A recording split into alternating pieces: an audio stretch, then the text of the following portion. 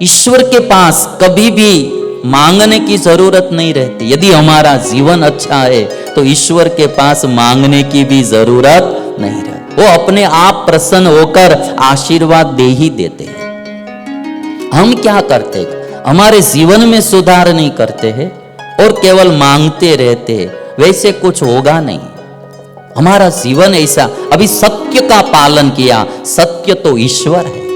जो आदमी जीवन में सत्य रखेगा तो उस पर ईश्वर की प्रसन्नता होगी ही होगी। आपने एक रचना सुनी होगी, सजन रे झूठ मत बोलो, खुदा के पास जाना है। खुदा के पास जाना है, खुदा को प्रसन्न करना है, ईश्वर को प्रसन्न करना है, उनके आशीर्वाद चाहिए तो जीवन में सत्य का पालन भी करना पड़ता है।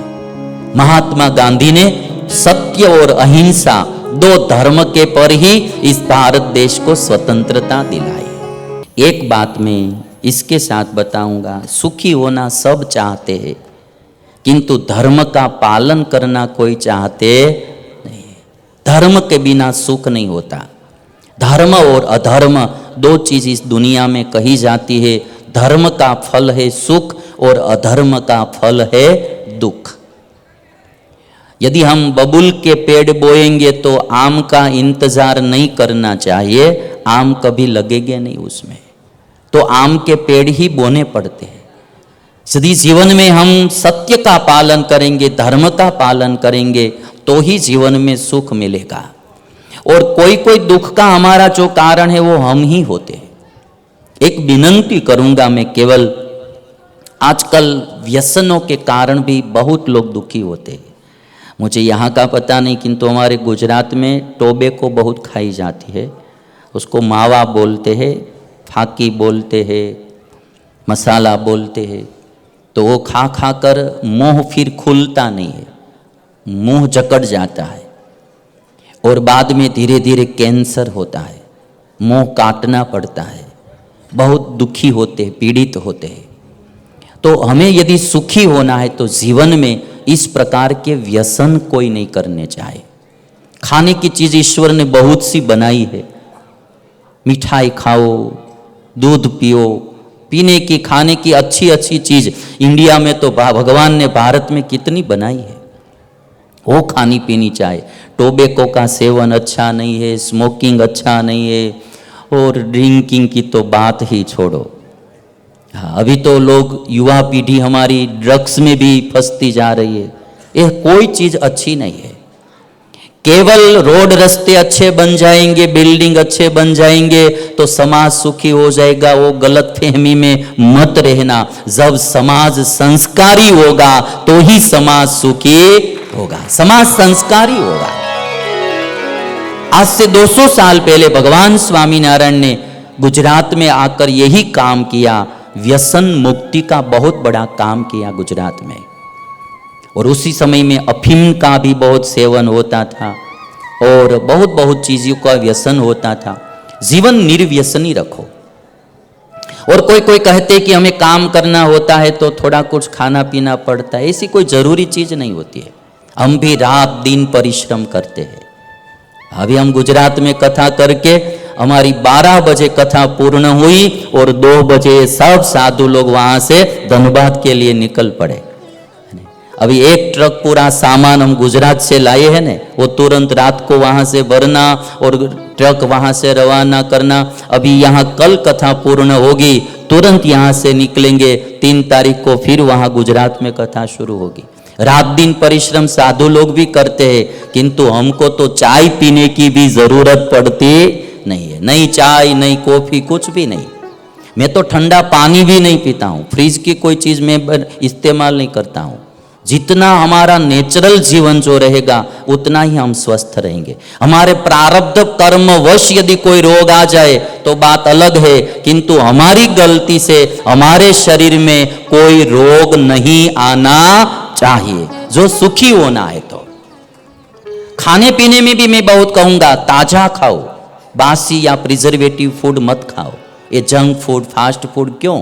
कभी कभार ठीक है किंतु बार बार हम जो वही फूड खाते रहते तो अच्छा नहीं है।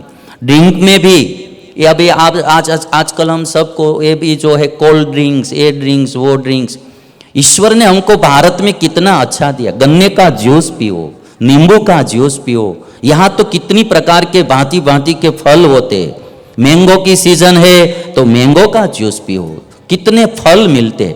भारत में करीबन 500 किस्म के आम का पेड़ होता है, 500 किस्म के। जिन लोगों को ये नहीं मिलता है वो बासी सब खाते पीते रहते हैं, कोल्ड ड्रिंक्स करते रहते हैं। यहाँ तो ईश्वर ने कितना अच्छा दिया है, हम क्यों वो बासी खाए। और ताजा खाने का भगवान ने कितना ज्यादा दिया है, वही खाना चाहिए, वही पीना चाहिए यदि स्वस्थ रहना है तो। दुबई का दही देखेंगे ना आप तो चिकना चिकना लगेगा, फेविकोल जैसा, ताजा नहीं मिलेगा। यहाँ हमको सब ताजा मिलता है तो हमको बासी नहीं खाना चाहिए। प्रिजर्वेटिव फूड, कभी जाते हैं कहीं यात्रा में बाहर खाना पड़ता है तो बात अलग, बने तब तक ताजा फूड। और जो हमारे शरीर को नुकसान करता है ऐसा कोई भी व्यसन नहीं करना चाहिए। टोबैको नहीं, स्मोकिंग नहीं, ड्रिंकिंग नहीं, ड्रग्स नहीं। यदि कोई बुरी आदत है तो कथा सुनकर आज मुझे दक्षिणा में दे देना आप सब, और कुछ मुझे दक्षिणा नहीं चाहिए। मैं 20 साल से कथा करता हूँ, मैं कभी किसी से दक्षिणा की बात नहीं करता हूँ, क्योंकि मैं वक्ता नहीं हूँ, मैं साधु हूँ। और भारत देश के सभी लोगों का भला करना वो मेरा काम है, इसीलिए ही मैं विचरण करता हूँ, इसलिए ये विचरण करते हैं।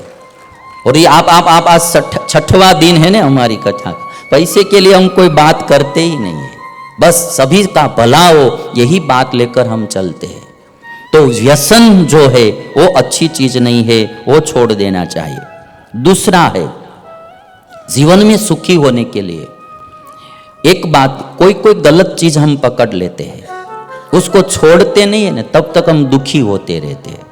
और चीज की कोई जरूरत नहीं होती। हमारी भी दशा ऐसी होती है कि एक छुड़वाते हैं तो दूसरा शुरू कर देते। अभी हम ड्रिंकिंग नहीं छुड़वा रहे तब तक तो ड्रग्स आ गए। अभी तो हमारे गुजरात में भी कितना ड्रग्स आ रहा है, तो अभी पता नहीं कि और छोटे छोटे बच्चे, अभी 5वीं कक्षा में पढ़ने वाले बच्चे स्मोकिंग करने लगे।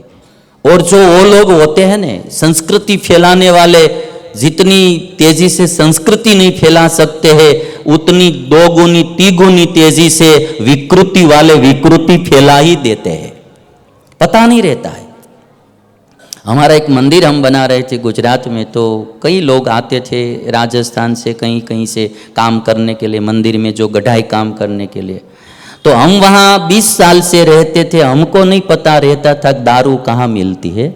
वे लोग आते हैं तो रात को ही ढूंढ लेते हैं कहाँ से मिलती है, शाम को ही उसको पता चल जाता है कि शराब कहाँ मिलती है और लेकर आ ही जाते हैं।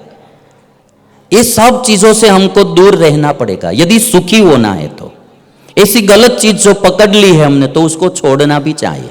अब ये बच्चा है, 3 लोग दुखी हो रहे थे, बच्चा, पिल्ला और कुत्ती, तीनों भी दुखी हो रहे थे। परिवार का एक सभ्य कोई भी गलत चीज पकड़ लेता है उसके कारण कभी कभार पूरा परिवार दुखी होता है।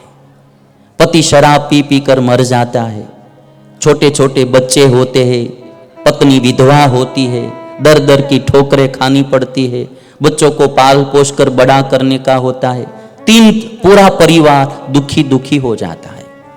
इसलिए सभी को मैं विनंती करूंगा, और कुछ मैं नहीं कह सकता हूं, 2 हाथ जोड़कर विनंती करता हूं, हम भारतीय है, हिंदुस्तानी है, हमारा जीवन निर्व्यसनी होना चाहिए। महात्मा गांधी जी थे, सरदार वल्लभ भाई पटेल थे, अब्दुल कलाम जी थे, अभी आप कई लोगों को देखेंगे उन सभी का जीवन निर्व्यसनी था।